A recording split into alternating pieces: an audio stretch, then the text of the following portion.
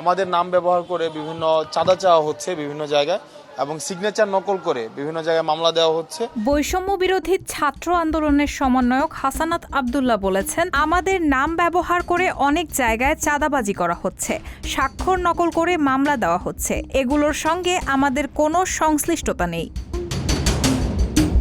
আজ বৃহস্পতিবার দুপুরে সেগুনবাগিচায় দুর্নীতি দমন কমিশনের কার্যালয়ে আসেন বৈষম্য বিরোধী ছাত্র আন্দোলনের সমন্বয়ক সার্জিস আলম ও হাসনাত আব্দুল্লাহ।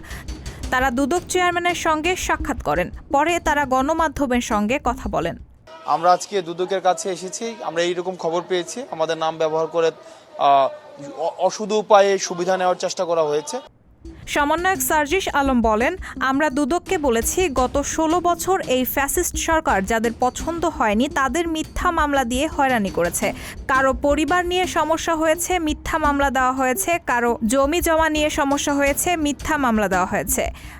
আর যেন কোনো রাজনৈতিক দল মিথ্যে মামলা দিয়ে কাউকে হয়রানি করতে না পারে সেই বিষয়টি বলেছি। সমন্বয়ক হাসনাত আব্দুল্লাহ বলেন, আমরা খবর পাচ্ছি আমাদের নাম ব্যবহার করে অবৈধ উপায়ে সুবিধা নেওয়ার চেষ্টা করা হচ্ছে।